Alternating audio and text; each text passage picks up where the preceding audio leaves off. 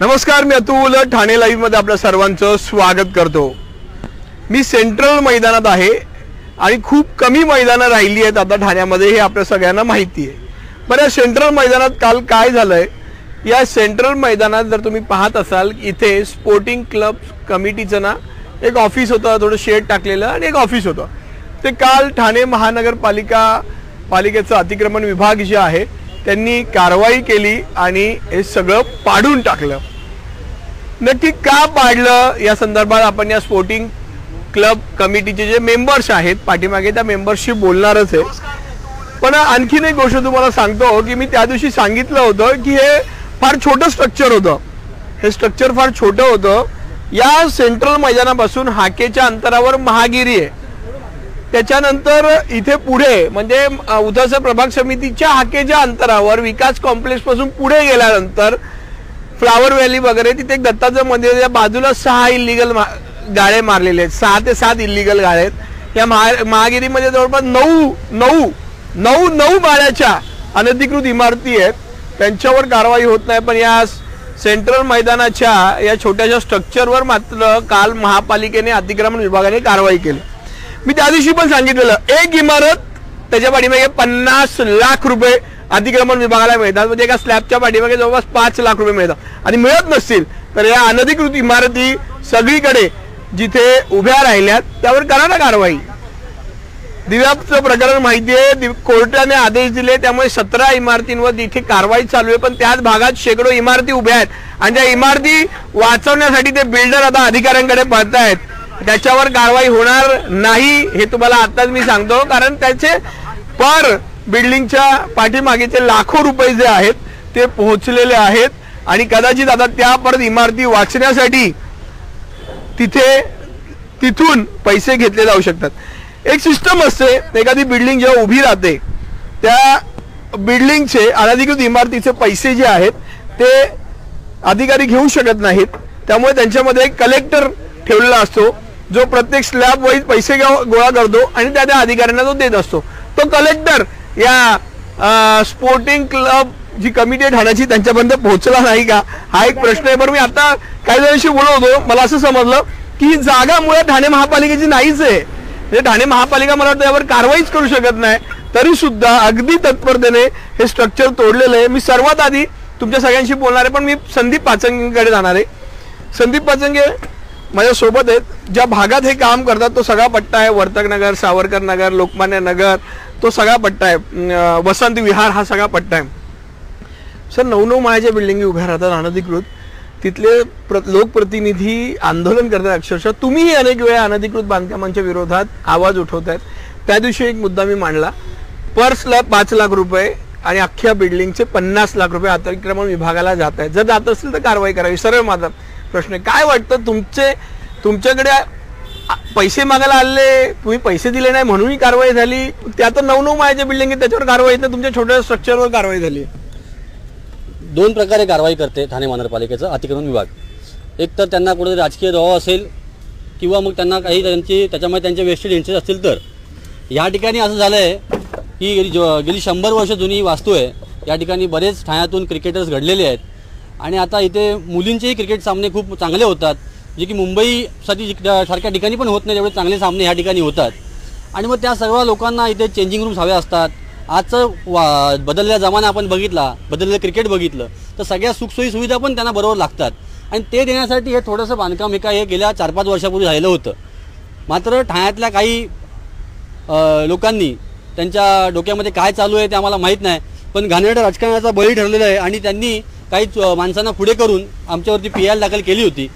परंतु sporting club ती PIL सुद्धा ते कोर्टाने त्या समोरच्या याचिकाकर्त्याला झापलं आणि ती रद्द केली आणि आज त्याचा निकाल लागणार होता। काल सुद्धा जेव्हा अतिक्रमण विभागाचे अधिकारी इकडे आले होते तेव्हा त्यांना सांगितलं होतं की तुम्ही 1 दिवस थांबा, 1 दिवसामध्ये कोर्टाचा निकाल येतोय। पावसाळा चालू आहे, सगळ्या गोष्टी असताना, इंडोर क्रिकेट महत्त्वाचं असताना ते सगळं न जुमानता इथल्या मुलांचा विकास व्हावा, इथल्या खेळाडूंचा विकास व्हावा हे ज्यांना खुपतंय त्यांनी तो दबाव आणला आणि हे सर्व तोडायला लावलं। आज तुम्ही बघाल की यात महापालिकेला काय मिळालं, इथे कोणी व्यवसाय करत नव्हतं, कोणी राहत नव्हतं, फक्त चेंजिंग रूम, पॅव्हेलियन ह्या सगळ्या गोष्टीसाठी या सगळ्या वापर होत होता। आणि अशा ठिकाणी जर महानगरपालिका स्वतःची सत्ता दाखवणार असेल, स्वतःची ताकद दाखवणार असेल तर हे चुकीचं आहे। आणि हे ठाणेकरांसाठी खरं तर हे शोकांतिका ठाणेकरांसाठी एक खेदाची बाब आहे की ह्या क्लबमध्ये सर्व मातब्बर लोक ठाण्यातले राजकारणी मेंबर्स आहेत आणि अशा ठिकाणी अशा गोष्टी होऊ नयेत. मात्र दुर्दैव आहे काही लोकांनी हे करून आणलेलं आहे आणि आज परत कोर्टाने त्यांनाच फटकारलं आहे. कोर्टाने सांगितले की याचिका रद्द केली. मग तुम्ही कारवाई का केली? ज्याने तक्रार केली होती, ज्या तक्रारीच्या अनुषंगाने तुम्ही कारवाई केली ती तक्रारच आज कोर्टाने रद्द केली आहे. मग महापालिकेला आज उपरती आली पाहिजे. महापालिकेने सर्व नुकसान भरपाई आम्हाला दिली पाहिजे आणि हे पूर्ववत करून दिलं पाहिजे. कारण का इथे टॉयलेट होतं, इथे मुलींसाठी, मुलांसाठी, खेळाडूंसाठी चेंजिंग रूम होती आणि ही त्यांच्या हक्काची गोष्ट आहे. यावरती महापालिकेने गदा आणलेली आहे. मी पुन्हा एकदा हा सगळा विषय सांगतो. या संदर्भात ज्यांनी PIL याचिका दाखल केलेली त्याचा निकाल आज होता आणि कोर्टाने त्या याचिकाकर्त्याला फटकारलेला आहे. म्हणजे महापालिका यावर कारवाई करू शकत नाही, परंतु आजचा निकाल येण्याआधीच महापालिकेने कालच कारवाई केली. काल संध्याकाळी याच्यावर कारवाई केली. सेफ खान कंपाऊंडचं 17 बिल्डिंगचं प्रकरण तुम्हाला माहिती आहे. अक्षरशः आयुक्तांना जे आहे, आयुक्तांना तिकडे जावं लागलं त्या बिल्डिंगवर कारवाई करण्याकरता. म्हणजे अतिक्रमण विभाग नक्की करतोय काय ठाणे महानगरपालिकेचं? फक्त पैसे गोळा करतोय का? कारण आयुक्तांना तिथे जावं लागलंय आणि तिथे त्या 17 बिल्डिंग नाही, शेकडो बिल्डिंग आहेत, त्यावर कारवाई होत नाही. परंतु तिथे महापालिका कारवाईच करू शकत नाही. तिथे आज निकाल यायच्या आधी कालच कारवाई केली आहे. म्हणजे काय चाललंय? अतिक्रमण विभागाचा जो कोण कलेक्टर आहे, जो पैसे गोळा करतोय, तो इथे पोहोचला नाही किंवा त्याला याची माहिती नव्हती. त्यामुळे त्या कलेक्टरने सांगितलं की इथे कारवाई करा. कलेक्टर 2 प्रकारचे, ठाणे जिल्ह्याचे कलेक्टर वेगळे, मी त्यांच्याबद्दल बोलत नाही. अतिक्रमण विभागाचा जो पैसा गोळा करतोय, ब्लॅक मनी प्रत्येक अनधिकृत बांधकामामधून, त्या कलेक्टर बद्दल बोलतोय. कदाचित तो पोहोचला नसेल. पाचंगे साहेब, किती दुर्दैवी आहे ठाणे महानगरपालिकेत, किती नुकसान झाले, काय मागणी करताय आता? नाही, मी मागणी करतोच आहे की हे सगळं आम्हाला पूर्ववत करून द्यावं. पण हे इथे खूप ज्येष्ठ नागरिक आहेत, जे कित्येक वर्ष ह्या क्लबचे मेंबर्स आहेत. मला वाटतं तुम्ही त्यांना विचारावं, कारण का त्याबरोबर इथे वकील आहेत ज्यांनी केस लढली आहे, त्यांना तुम्ही विचारावं. ते जास्त चांगलं सांगतील. सर, काय सांगाल? एवढं मोठं स्ट्रक्चर आज निकाल आलाय आणि कालच तोडलंय ठाणे महापालिकेने. कुठलं काय सध्या त्याच्या डोक्यात? त्यांना एवढी काय घाई झाली होती आणि हे करून त्यांना काय मिळणार होता हेच समजत नाही. कदाचित कोणीतरी त्यांच्यावर दबाव आणला असेल आणि त्या माणसाला आसुरी आनंद मिळाला असेल की मी माझ्या सत्तेच्या जोरावर हे सगळं तोडू शकलो. कशी तुमची स्पोर्टिंग क्लबची कमिटी काय करू शकते असं एक त्यांना चॅलेंज द्यायचं असेल, असंही असेल. ठीक आहे, आम्ही आपल्या परीने सर्व करायचा प्रयत्न करतोय. क्रिकेटर्ससाठी सगळ्या सुखसुविधा देण्याचा प्रयत्न करतोय. आम्हाला याच्यातनं कुठलाही पैसे कमवायचे नाही आहेत. हे सगळं आम्ही स्वतः क्रिकेटर आहे, मी स्वतः क्रिकेटर आहे. मी शाळेपासून खेळलेलो आहे, शाळेच्या टुर्नामेंट इकडे झालेल्या आहेत. 1958 पासून मी ह्या क्लबचा मेंबर आहे. आज 65 वर्ष मी मेंबर आहे या क्लबचा. असं कधी घडलेलं नव्हतं. आता हे लहान झालं ग्राउंड, पूर्वी केवढं तरी मोठं होतं. ठीक आहे, जसं जसं वस्ती वाढते तसं हे लहान होत झालं ग्राउंड. पण तरीसुद्धा त्यातल्या त्यातसुद्धा आम्ही काहीतरी प्रयत्न करतो. आमची इच्छा असं नाही आहे की पैसे कमवायचे आणि मजा करायची, बिलकुल नाही आहे. आमच्या क्लबचा एकही सदस्य याच्यामध्ये पैसे कमावण्यासाठी काम करत नाही आहे. आम्ही जे क्रिकेटर आहोत ते आम्ही खेळून झालो आहे. आम्हाला जे नाही मिळालं ते आमच्या पुढच्या पिढीला मिळावं. आपल्या ह्या ग्राउंडवरनं सचिन तेंडुलकर, विराट कोहलीसारखे प्लेयर निर्माण व्हावे, हरमनप्रीत कौर, मंदाना याच्यासारख्या मुली तयार व्हाव्या, हा एकच आमचा उद्देश आहे. आणि आमच्याकडनं तुम्हाला सांगाल खरंच आनंद वाटतो आम्हाला. इथे खेळलेल्या मुली स्टेट लेवलला आणि इंटरनॅशनल लेवलला सिलेक्ट झालेत. आम्हाला त्याचा अभिमान वाटतो की आम्ही ज्यांना इथे खेळवलं त्या मुली आज तिकडे रिप्रेझेंट करतायत, इंडिया रिप्रेझेंट करतायत. हे केवढी अभिमानाची गोष्ट आहे. आम्ही स्पोर्टिंग क्लब अभिमानाने सांगू शकतो की ही मुलगी आमच्याकडे खेळली, आम्ही तिला पहिले इथे खेळवलं, तिला पहिला चान्स आम्ही दिला, ही मुलं इकडे खेळली आमच्याकडे, आमच्याकडनं सिलेक्ट झाली. हा जो अभिमान आणि हा जो एक आनंद आहे ना आयुष्यातला, तेवढीच आमची कमाई आहे. आमची कमाई पैसे नाही आहे. आमची कमाई एवढीच आहे. आम्हाला जे समाधान मिळते एक क्रिकेटर म्हणून ते महत्त्वाचं आहे. पण काही लोकांना त्याच्यातही राजकारण करावं असं वाटत असेल आणि आमची प्रगती, आमच्या क्लबचं नाव मोठं होतं हे जर त्यांना आवडत नसेल, कुठेतरी पोटात दुखत असेल तर त्याला नाईलाज आहे.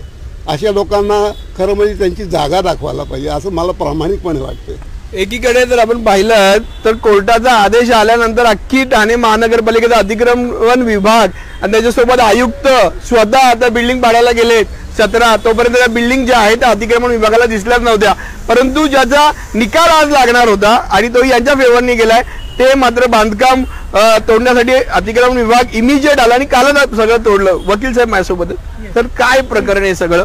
आज निकाल लागणार होता. ठाणे महानगरपालिका, पहिला एकदम सरळ प्रश्न आहे माझा, ठाणे महानगरपालिका अशी कारवाई आदल्या दिवशी करू शकते का? बघा कसं आहे, 2022च्या नोटीसवर ते लोक जर 2025ला येऊन कारवाई करणार असेल, आम्हाला 2 तासाची सुद्धा काही मुदत दिली ना. आत्ताही आमचे स्टोरूमचे बॅग, क्रिकेटचे बॅट्स, पॅड्स, बॉल्स, हेल्मेट्स सर्व तिकडे आतमध्ये आहेत. आता आम्ही जर कोणी आला खेळायला तर आम्हाला काय सामान पण नाही द्यायला त्याला. आम्ही त्यांना अर्धा तास रिक्वेस्ट केली, प्लीज थांबा, प्लीज थांबा. त्यांची गाडी आतमध्ये डिफिकल्ट होती आतमध्ये यायला, तरी त्यांनी घुसवली ती गाडी. JCB त्यांचे चाक तिकडे अडकले, तर त्यांनी एकाला बोलवलं इकडे, JCB परत बाहेर काढली आणि मग त्यांनी तोडायला परत सुरुवात केली.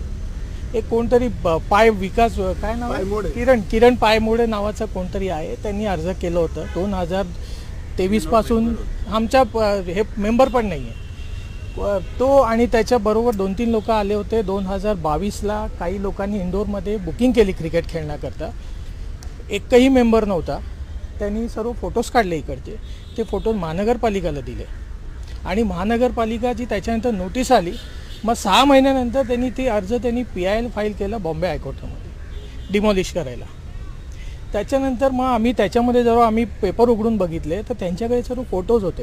तर आम्ही सर्व हे विचार करायला आलो की बाबा ह्याला एवढी माहिती दिली कोण होता, म्हणजे एवढे गायडन्स केले. म्हणजे इकडनं कॉर्पोरेशनला जायचं, कॉर्पोरेशनवरून ती अर्ज घेऊन कॉर्पोरेशन ॲक्शन घेत नाही आहे म्हणून ते अर्ज घेऊन PIL फाईल करायचा कोर्टामध्ये, आणि PILमध्ये हजर पण नाही वर आहे, प्रेझेंटी नव्हती त्यांची, आणि आज ती PIL त्यांची डिसमिस झालेली आहे. कोणी आला नव्हता. आम्ही अर्धा तास तिकडे थांबलो होतो, कोणी नाही आलं. आणि काल संध्याकाळी दुपारी 3 वाजता येऊन त्यांनी सर्व डिमॉलिश करून ते लोक निघून गेले. आणि सांगितलं की आमच्या नोकरी आहे, आम्हाला ॲक्शन घ्यावी लागेल. 2022 तरी काय झालं, आम्ही तुम्हाला इंटिमेशन दिलेलं आहे. तर कुठलेही असेल, कुठला कमर्शियल स्ट्रक्चर असेल, काय इलिगल ॲक्टिव्हिटी जर चालू असेल तर आम्ही समजू शकतो की बाबा समथिंग इज गोईंग ऑन, पण असं काहीच नाही आतमध्ये. त्यांनी काही न बोलता डायरेक्ट डिमॉलिश केलं आणि ते लोक निघून गेले. आणि आज ती PIL रद्द झालेली आहे आणि कॉर्पोरेशनने याच्यात कॉग्निशन घेतलेलं नाही आहे. त्यांनी काय येऊन आम्हाला ॲपॉलॉजी दिली आहे, काय व्हर्बल ॲपॉलॉजी, काय कोणी कॉल केलं आहे आम्हाला, एकालाही कॉल नाही आलेले. त्याच्यात गप्प बसलेले आहेत. ते बोला आता काय ते झालं ते झालं, तुम्ही आपसात बघा काय करायचं, असे उत्तर आहे. आज पत्र दिलं, आज आम्ही पत्र दिलं.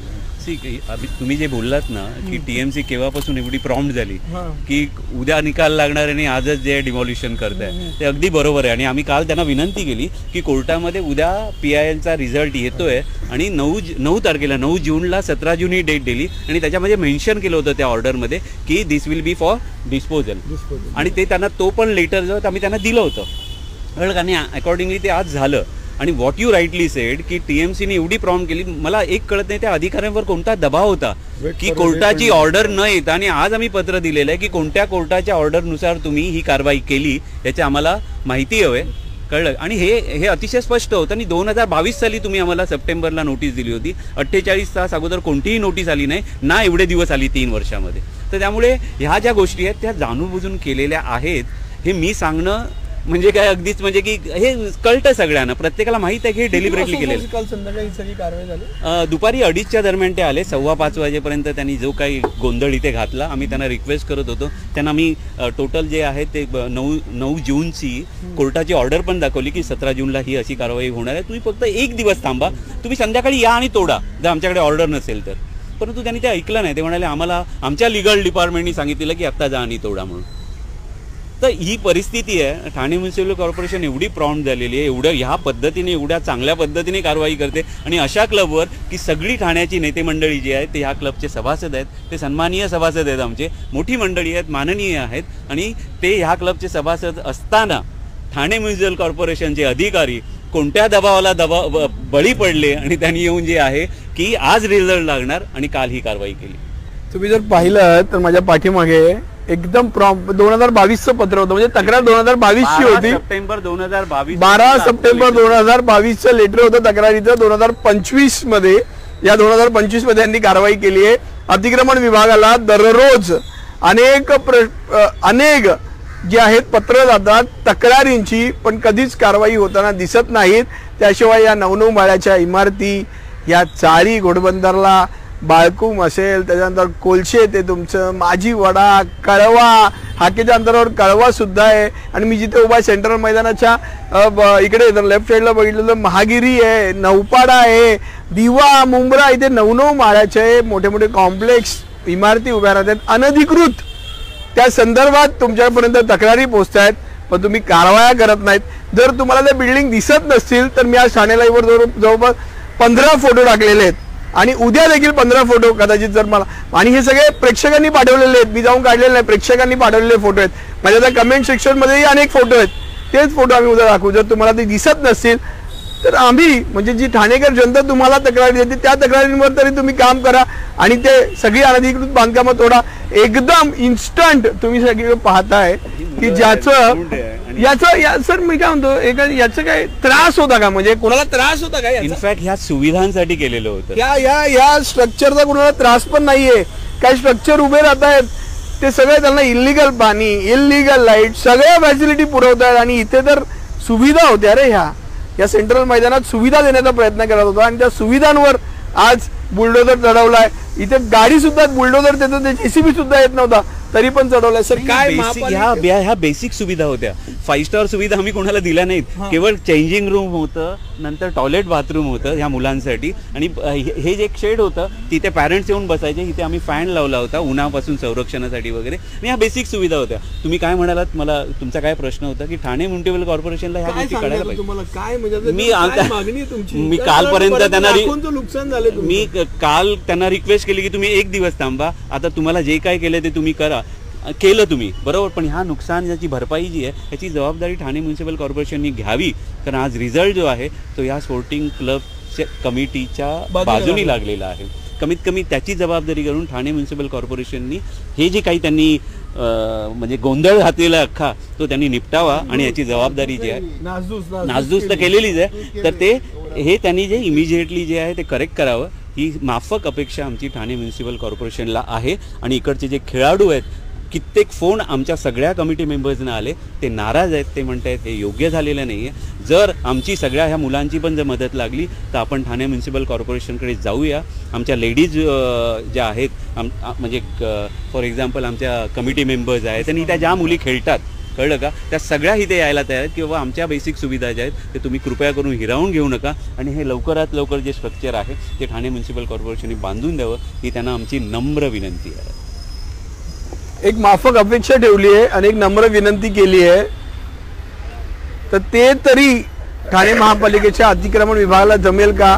आणि या शेकडो इमारती अनधिकृत उभ्या राहिल्यात, या अनधिकृत इमारतींचे अब्जो रुपये कोणाला गेलेत, कोण त्याच्यावर मजा मारतंय, कोण त्याच्यावर देश फिरतंय आणि कोण त्याच्यावर गाड्या घेतंय, या संदर्भातली माहिती सुद्धा ठाणे लाईव्हच्या माध्यमातून आम्ही तुमच्यापर्यंत पोहोचवणार आहोत. परंतु हे झालेलं नुकसान, कारवाई काल झाली आणि आज त्यांचा निकाल आलाय, म्हणजे निकालासाठी सुद्धा 1 दिवस ते अतिक्रमण विभागाचे कर्मचारी थांबायला तयार नव्हते. त्यांनी विनंती केली आणि आता त्यांनी साधी त्यांची माफक अपेक्षा, हे जे झालंय ते आम्हाला भरून द्या, कारण निकाल जो आहे तो तुमच्या विरोधात गेलाय आणि स्पोर्टिंग क्लब कमिटीच्या बाजूने हा निकाल लागलाय. इनफॅक्ट टीएमसी जे आहे ते रिस्पॉन्डंट होतं, ठाणे रिस्पॉन्डंट होतं आणि आम्ही पण रिस्पॉन्डंट होतो, आणि एका रिस्पॉन्डंटनी रिस्पॉन्डंटवर कारवाई केली आणि जो ॲप्लिकेशन जो करणारा होता त्याची याचिका जी आहे, जनहित याचिका, ती खारिज झालेली आहे. तर ठाणे म्युनिसिपल कॉर्पोरेशनचा कोणता रोलच नव्हता बेसिकली, कारण ते पण आमच्यासारखे रिस्पॉन्डंट होते ह्या ह्याच्यामध्ये, कारण त्यांनी टीएमसीला पण त्याच्यामध्ये पार्टी केलं होतं आणि स्पोर्टिंगला केलं होतं, आणि त्याचं त्या PIL करणाऱ्या सो कॉल्ड पर्सनचं असं म्हणणं होतं की हे अतिक्रमण आहे म्हणून. सगळं तुम्ही ऐकलंय. हा चाललेला अतिक्रमण विभागाचा आंधळा कारभार तुम्ही पाहताय. ठाणेकरांनी यावर आवाज उचलायलाच हवा, नाहीतर तुमचं छोटं फोटं काही असेल ते पण हे तोडून नेतील. आणि 9-9 माळ्याच्या ज्या अनधिकृत इमारती बांधण्यात आलेल्या आहेत सगळ्या प्रभाग समितींमध्ये, त्याला नक्की अभय कोणाचं आहे, कुठल्या अधिकाऱ्याचं आहे आणि कुठला अधिकारी यामध्ये अब्जो रुपये, लाखो रुपये, कोटी रुपये घेतोय ते आता शोधायला हवं. ठाणे लाईव्हचे अपडेट्स मिळवण्यासाठी आजच ठाणे लाईव्हला फॉलो करा. धन्यवाद.